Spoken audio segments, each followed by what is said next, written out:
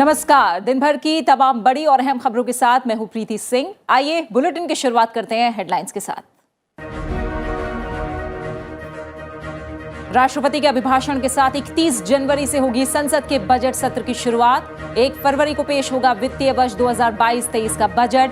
2 चरण में 8 अप्रैल तक चलेगा संसद का बजट सत्र।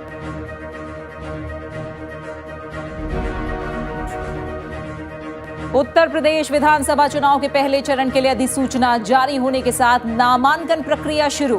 11 जिलों की 58 सीटों पर 10 फरवरी को होगा मतदान। 5 राज्यों में चुनाव तैयारियों को लेकर पर्यवेक्षकों के साथ निर्वाचन आयोग की अहम बैठक।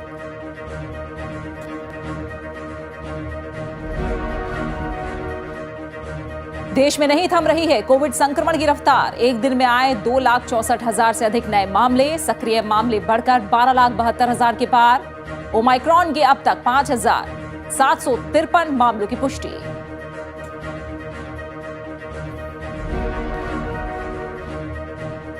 केंद्रीय रेल मंत्री अश्विनी वैष्णव ने जलपाईगुड़ी में घटनास्थल पर जाकर गुवाहाटी बीकानेर एक्सप्रेस दुर्घटना का किया मुआयना। अस्पताल में घायलों से भी की मुलाकात। कहा पीड़ितों को रेलवे की ओर से दिया गया मुआवजा। कल हुए हादसे में अब तक 9 लोगों की मौत।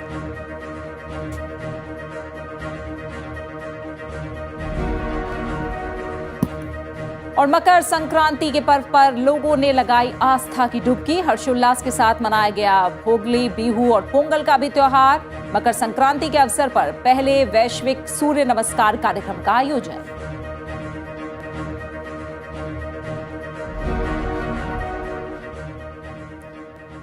और अब खबरों पर विस्तार से नजर। संसद के बजट सत्र की शुरुआत 31 जनवरी से होगी। पहले दिन राष्ट्रपति रामनाथ कोविंद संसद का अभिभाषण उनका होगा और राष्ट्रपति दोनों सदनों के संयुक्त सत्र को संबोधित करेंगे। 1 फरवरी को संसद में बजट पेश किया जाएगा।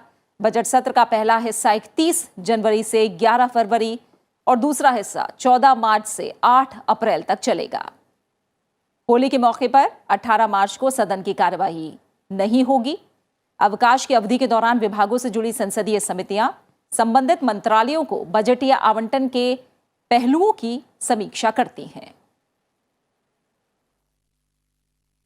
निर्वाचन आयोग उत्तर प्रदेश विधानसभा चुनाव के पहले चरण के मतदान के लिए आज अधिसूचना जारी कर दी गई और इसके साथ नामांकन की प्रक्रिया भी आज शुरू हो गई। पहले चरण के चुनाव के लिए पर्चा भरने की अंतिम तिथि 21 जनवरी है। 27 जनवरी तक नाम वापस लिए जा सकते हैं। नामांकन पत्रों की जांच 24 जनवरी को होगी। उत्तर प्रदेश में पहले चरण में 11 जिलों की 58 सीटों पर 10 फरवरी को मतदान होगा। इसमें पश्चिमी उत्तर प्रदेश के शामली, मेरठ, मुजफ्फरनगर, बागपत, हापुड़, गाजियाबाद, गौतम बुद्ध नगर, बुलंदशहर, मथुरा, आगरा और अलीगढ़ जिले शामिल हैं। राजनीतिक दलों ने अपने अपने उम्मीदवारों के नामों की घोषणा शुरू कर दी है। कांग्रेस ने कल 125 उम्मीदवारों की पहली लिस्ट जारी की। समाजवादी पार्टी और राष्ट्रीय लोकदल गठबंधन ने भी कल 29 उम्मीदवारों के नामों की घोषणा की। भारतीय जनता पार्टी के उम्मीदवारों की सूची जल्द ही जारी की जाएगी।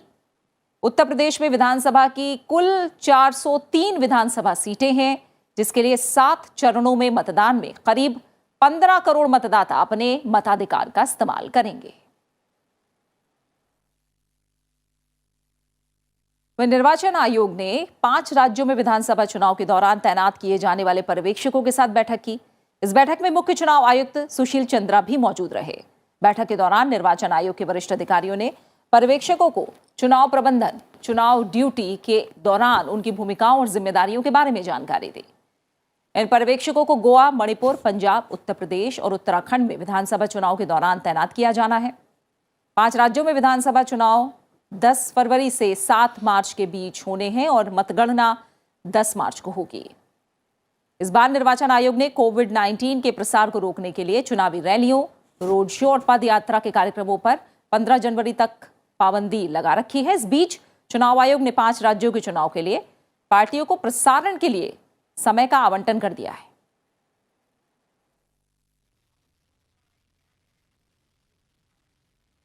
बात करते हैं कोविड से जुड़े अपडेट की। देश में कोविड संक्रमण की रफ्तार नहीं थम रही है। पिछले 24 घंटों में कोरोना वायरस के संक्रमण के 2,64,000 से अधिक नए मामले सामने आए हैं, जो 239 दिनों में सबसे ज्यादा हैं। वहीं देश में ओमाइक्रॉन वेरिएंट के 5,753 मामले हो गए हैं। देश में ओमाइक्रॉन के मामलों में कल के मुकाबले से 4.83% की वृद्धि हुई है। केंद्रीय स्वास्थ्य मंत्रालय के मुताबिक उपचार करा रहे यानी इलाज करा रहे मरीजों की संख्या बढ़कर 12,72,000 से ज्यादा हो गई है, जो 220 दिनों में सर्वाधिक है। पिछले 24 घंटों में 1,09,000 रोगी ठीक हुए हैं। वहीं 2,64,000 से अधिक नए मामले सामने आए हैं। पिछले 24 घंटों में उपचार करा रहे रोगियों की संख्या में 1,54,542 का इजाफा हुआ है। संक्रमण से बीते एक दिन में 315 मरीजों की जान गई है। उपचार करा रहे मरीजों की संख्या कुल संक्रमितों का 3.48% है, जबकि राष्ट्रीय स्तर पर कोविड-19 से स्वस्थ होने की दर घटकर 95.20% हो गई है। दैनिक संक्रमण दर 14.78% दर्ज की गई है, जबकि साप्ताहिक संक्रमण दर 11.83% है। केंद्रीय स्वास्थ्य मंत्री मनसुख मांडविया ने दिल्ली में ई संजीवनी हब का आज निरीक्षण किया और उन्होंने कहा कि कोरोना काल में टेलीमेडिसिन सेवा उपयोगी है। ई संजीवनी प्लेटफॉर्म का उपयोग टेली कंसल्टेशन के लिए होता है। रोजाना लाखों की संख्या में लोग डॉक्टर से सलाह लेते हैं। कोरोना क्राइसिस में सबसे महत्वपूर्ण दृष्टि से उपयोग में आ रहा है। प्रधानमंत्री जी की प्रेरणा से ई संजीवनी प्लेटफॉर्म का उपयोग टेली कंसल्टेशन के लिए उपयोग किया जाता है। पर डे लाखों की संख्या में लोग ई संजीवनी के माध्यम से एक्सपर्ट डॉक्टर उसको सुझाव देते हैं और उसके आधार पर वो आगे ट्रीटमेंट भी लेते हैं। और देश में अब तक 156 करोड़ टीके लगाए जा चुके हैं। पिछले 24 घंटों में 73 लाख से अधिक वैक्सीन डोज दी गई हैं। देश में 15 से 18 आयु वर्ग के बच्चों को 3 करोड़ 14 लाख से अधिक टीके लगाए गए हैं। वहीं स्वास्थ्यकर्मी, फ्रंटलाइन वर्कर और 60 से अधिक उम्र के लोगों को 33,63,000 से अधिक प्रिकॉशन डोज लगाई जा चुकी हैं।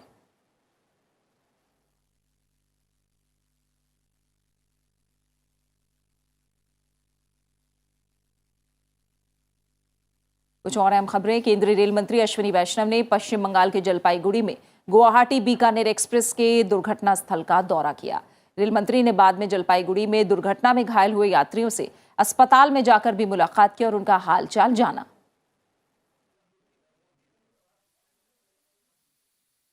बंगाल में हुई ट्रेन हादसे में जान गंवाने वालों की संख्या बढ़ गई है। अब तक हादसे की वजह से 9 लोगों की मौत हुई है। 36 लोग घायल हुए हैं, जिन्हें अलग अलग अस्पताल में भर्ती कराया गया है। अश्विनी वैष्णव ने कहा कि बहुत ही दुखद और दुर्भाग्यपूर्ण घटना है। जांच शुरू कर दी गई है। प्राथमिक जांच में दुर्घटना के होने का कुछ अंदाजा लगा है। कमिश्नर रेलवे सेफ्टी की जांच खत्म होने के बाद असल वजह का पता चलेगा। रेलवे ने मृतकों के परिजनों को 5 लाख रुपए की आर्थिक मदद का ऐलान किया है, जबकि गंभीर रूप से घायलों को 1 लाख रुपए और कम जख्मी जो यात्री यानी मामूली रूप से घायल लोगों को 25,000 रुपए की आर्थिक मदद दी जा रही है। केंद्रीय रेल मंत्री अश्विनी वैष्णव ने कहा है कि प्रधानमंत्री भी इस मामले की लगातार निगरानी कर रहे हैं और बताया कि मैं दुर्घटना स्थल पर आया हूं ताकि इसका मूल कारण पता चले और इसे पता करके ऐसे कारणों को हल किया जा सके ताकि इस तरह की घटना दोबारा ना हो। हम सब ने विजिट किया साइट को और प्रिलिमिनरी किस तरह से क्या कारण हो सकता है कुछ अंदाज़ा लगा है, लेकिन अभी कमिश्नर रेलवे सेफ्टी भी आ रहे हैं, पहुंच रहे हैं अभी वहाँ पे साइट पे। उनका इन्वेस्टिगेशन कंप्लीट होगा तभी जाके पूरी बात पता चलेगी। अभी मैं पेशेंट से मिल के आया हूँ।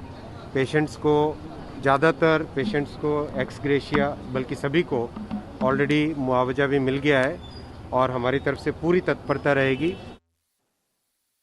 मौसम विभाग के वार्षिक जलवायु वक्तव्य 2021 में कहा गया है कि वर्ष 2021 भारत में 1901 के बाद से 5वां सबसे गर्म वर्ष था, जिसमें देश में औसत वार्षिक वायु तापमान सामान्य से 0.44 डिग्री सेल्सियस अधिक दर्ज किया गया।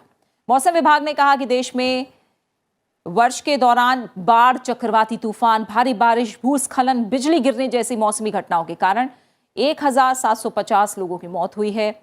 आंकड़े जारी करते हुए मौसम विभाग ने कहा कि भारत में आंधी तूफान और बिजली गिरने से 2021 में 787 लोगों की कथित तौर पर मौत हुई है, जबकि इस साल भारी बारिश और बाढ़ से जुड़ी घटनाओं में 759 लोगों की जान गई। मौसम विभाग के वार्षिक जलवायु वक्तव्य 2021 में कहा गया कि चक्रवाती तूफान की वजह से 172 लोगों की जान गई और मौसम से संबंधित अन्य घटनाओं के कारण 32 अन्य लोगों की मौत हुई है।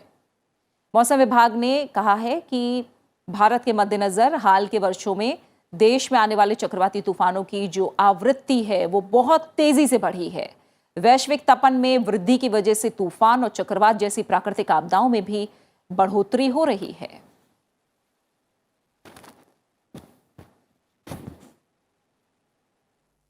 रक्षा मंत्रालय ने सेवानिवृत्त सैन्य कर्मियों और उनके आश्रितों के पेंशन से जुड़ी शिकायतों के निपटारे के लिए एक ऑनलाइन पोर्टल बनाया है।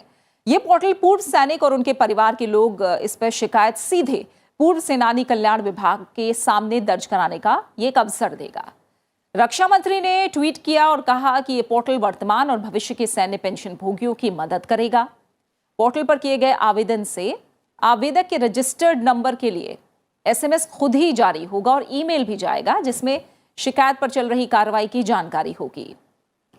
DESW ने सशस्त्र बल झंडा दिवस कोष को 320 करोड़ रुपए आवंटित किए हैं। रक्षा मंत्री ने इस अवसर पर सभी पूर्व सैनिकों और उनके परिवार वालों को शुभकामनाएं दी और कहा कि हमें अपने पूर्व सैनिकों पर गर्व है, जिन्होंने साहस, सम्मान और कर्तव्य के साथ निस्वार्थ भाव से देश की सेवा की है। सरकार भारत के ESM के कल्याण के लिए प्रतिबद्ध है।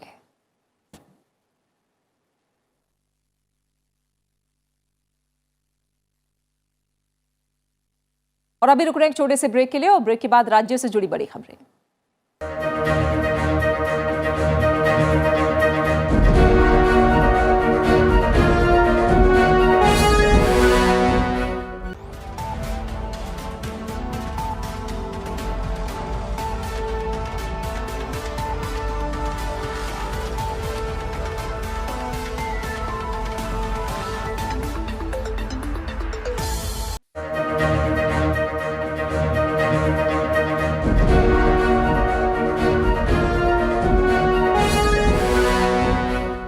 ब्रेक के बाद आपका स्वागत है। आप देख रहे हैं आज की खबर और अब बात राज्यों से जुड़ी बड़ी खबरों की।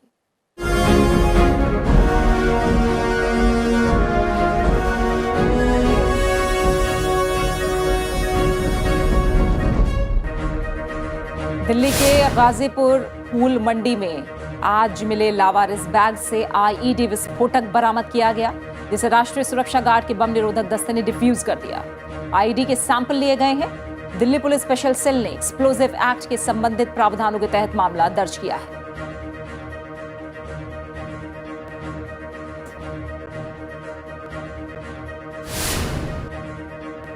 उत्तर प्रदेश के मुख्यमंत्री योगी आदित्यनाथ ने गोरखपुर में अनुसूचित जाति के पार्टी कार्यकर्ता अमृतलाल भारती के घर पर खाना खाया। उन्होंने मकर संक्रांति के अवसर पर अपने घर में खिचड़ी सह भोज पर आमंत्रित करने पर उनका आभार जताया।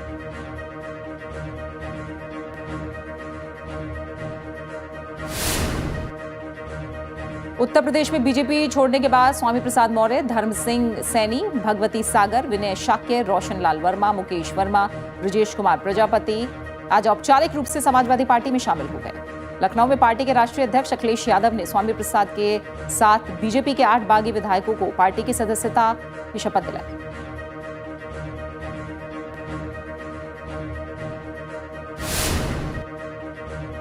दिल्ली के मुख्यमंत्री अरविंद केजरीवाल और परिवहन मंत्री कैलाश गहलोत ने राजघाट बस डिपो से 100 लो फ्लोर AC CNG बसों को हरी झंडी दिखाकर रवाना किया।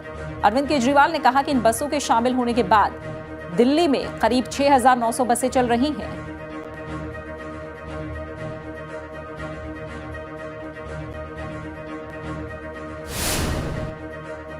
कोविड के बढ़ते मामलों को देखते हुए मध्य प्रदेश में कक्षा 1 से 12 तक के सभी सरकारी और प्राइवेट स्कूल 15 जनवरी से 31 जनवरी तक बंद रहेंगे। इस दौरान सभी राजनीतिक और धार्मिक सभाओं और मेलों पर भी प्रतिबंध रहेगा।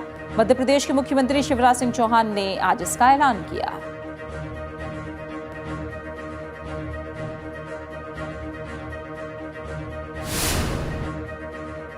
कलकत्ता उच्च न्यायालय ने कोरोना वायरस के बढ़ते मामलों को देखते हुए पश्चिम बंगाल चुनाव आयोग को निकाय चुनाव को 4 से 6 सप्ताह के लिए स्थगित करने पर विचार करने का निर्देश दिया है। राज्य चुनाव आयोग को 48 घंटे में फैसला लेने का आदेश दिया गया है।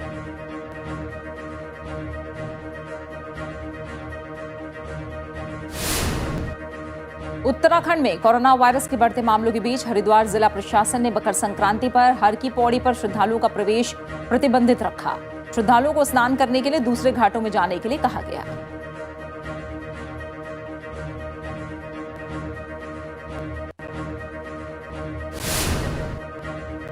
प्रधानमंत्री नरेंद्र मोदी 15 जनवरी को सुबह 10:30 बजे वीडियो कॉन्फ्रेंसिंग के जरिए स्टार्टअप से बातचीत करेंगे। प्रधानमंत्री कार्यालय ने जानकारी दी है कि ग्रोइंग फ्रॉम रूट्स समेत 6 विषयों पर स्टार्टअप प्रधानमंत्री के सामने प्रेजेंटेशन देंगे।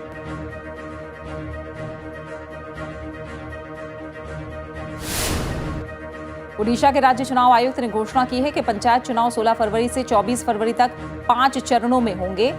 मतदान कोविड-19 प्रोटोकॉल के साथ सुबह 7 बजे से दोपहर 1 बजे तक होगा, जबकि मतगणना 26, 27 और 28 फरवरी को होगी।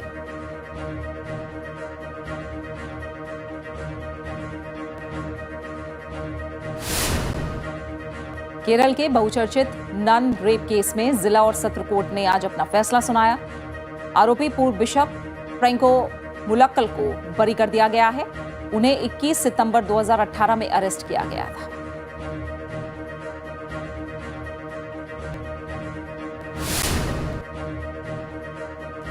बुलेबाय ऐप केस में कोर्ट ने आरोपी श्वेता सिंह और मयंक को 14 दिन की न्यायिक हिरासत में भेज दिया है। आरोपी श्वेता सिंह और मयंक की पुलिस कस्टडी आज खत्म हो गई थी। दोनों आरोपियों ने बांद्रा कोर्ट में जमानत याचिका दायर की है, जिस पर 17 जनवरी को सुनवाई होगी। इधर दिल्ली कोर्ट ने बुलेबाय ऐप क्रिएटर नीरज बिश्नोई की जमानत याचिका खारिज कर दी है।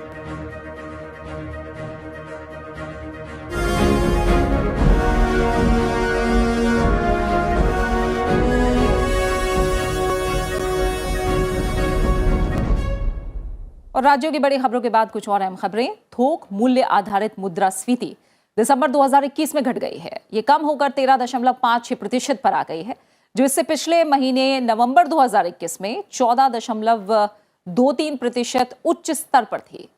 इससे पहले 4 महीने तक मुद्रास्फीति में लगातार बढ़ोतरी हो रही थी। थोक मूल्य आधारित मुद्रास्फीति दर में दिसंबर 2021 में लगातार 4 महीने की तेजी पर ब्रेक लग गया। मुख्य रूप से ईंधन, बिजली और विनिर्माण वस्तुओं में नरमी के कारण यह घटकर 13.56% के स्तर पर आ गई। वाणिज्य और उद्योग मंत्रालय ने कहा कि दिसंबर 2021 में मुद्रास्फीति की उच्च दर मुख्य रूप से खनिज तेलों, मूल धातुओं, कच्चे पेट्रोलियम और प्राकृतिक गैस, रसायन और रासायनिक उत्पादों, खाद्य उत्पादों, कपड़ा और कागज उत्पादों आदि की कीमतों में वृद्धि के कारण है। राष्ट्रीय सांख्यिकी कार्यालय यानी एनएसओ द्वारा जारी किए गए आंकड़ों के मुताबिक दिसंबर में खाद्य मुद्रास्फीति बढ़कर 4.05% हो गई, जो इससे पिछले महीने 1.87% थी।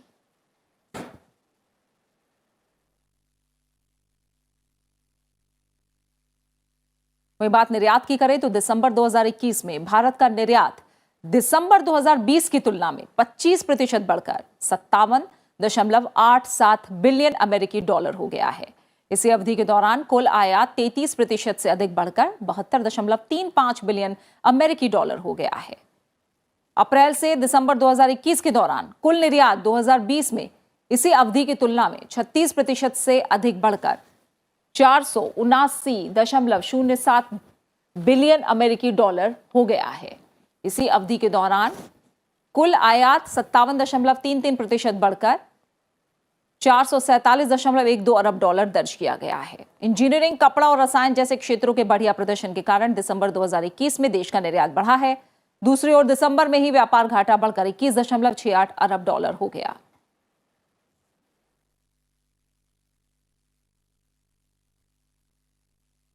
ऑस्ट्रेलिया सरकार ने टेनिस स्टार नोवाक जोकोविच का वीजा दूसरी बार रद्द कर दिया है और उन्हें वापस भेजा जा सकता है, जिससे ऑस्ट्रेलिया ओपन में दुनिया के नंबर 1 खिलाड़ी के खेल पाने को लेकर बनी अनिश्चितता में एक नया मोड़ आ गया है। ऑस्ट्रेलिया के आव्रजन मंत्री एलेक्स हॉके ने कहा है कि वो अपने विशेषाधिकार का प्रयोग करके सर्बिया के इस 34 साल के खिलाड़ी का वीजा जनहित आधार पर रद्द कर दिया गया है।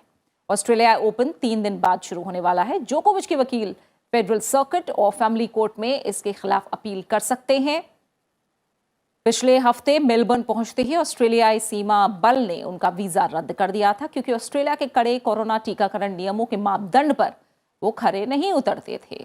हालांकि बाद में कोर्ट ने उनके पक्ष में फैसला दिया था।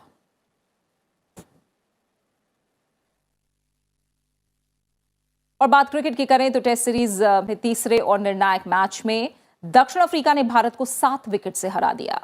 तीसरे टेस्ट मैच में भारत ने टॉस जीतकर बल्लेबाजी का फैसला किया और पहली पारी में 223 रन बनाए। इसके जवाब में अफ्रीकी टीम 210 रनों के स्कोर पर सिमट गई। दूसरी पारी में भारतीय टीम कुछ खास नहीं कर सकी और विकेटकीपर ऋषभ पंत के शतक के बावजूद पूरी टीम 198 रनों पर सिमट गई। पहली पारी में भारत को 13 रनों की बढ़त मिली थी और इसी आधार पर दक्षिण अफ्रीका के सामने 212 रन का लक्ष्य था। दक्षिण अफ्रीका ने यह मैच 7 विकेट से अपने नाम किया है। 3 मैचों की टेस्ट सीरीज में दक्षिण अफ्रीका ने भारत को 1-2 से हरा दिया है। पहला मैच हारने के बाद अफ्रीकी टीम ने बाकी दोनों मैच जीत लिए।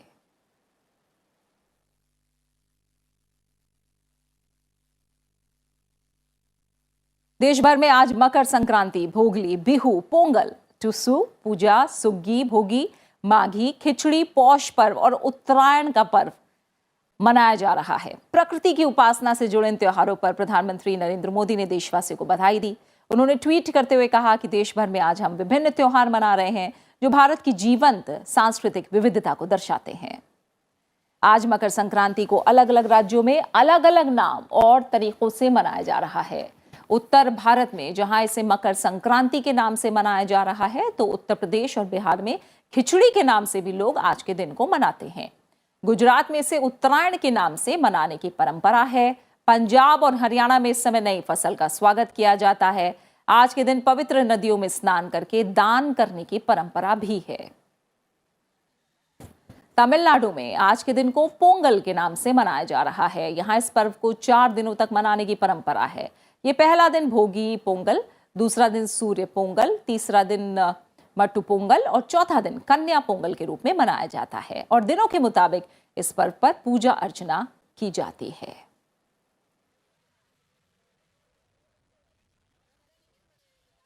वहीं असम में माघ या भोगली, बिहू का त्योहार आज परंपरागत हर्षोल्लास के साथ मनाया जा रहा है। फसल कटाई के बाद मनाए जाने वाले इस उत्सव में सभी वर्ग के लोग हिस्सा ले रहे हैं। मंत्रोच्चार के बीच लकड़ी और घास फूस से बनाए गए मेजी और भेला घर जलाए गए।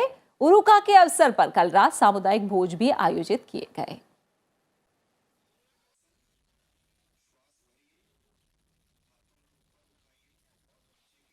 मकर संक्रांति के अवसर पर आज 1 करोड़ से अधिक लोगों ने वैश्विक सूर्य नमस्कार कार्यक्रम में भाग लिया। ये कार्यक्रम आयुष मंत्रालय ने आजादी का अमृत महोत्सव के अंतर्गत आयोजित किया। देश और विदेश के प्रमुख योग संस्थानों ने इस विश्वव्यापी कार्यक्रम में भाग लिया। आयुष मंत्री सर्बानंद सोनोवाल ने इस अवसर पर लोगों को संबोधित करते हुए कहा कि सूर्य नमस्कार से शरीर में शक्ति और रोग प्रतिरोधक क्षमता में वृद्धि होती है।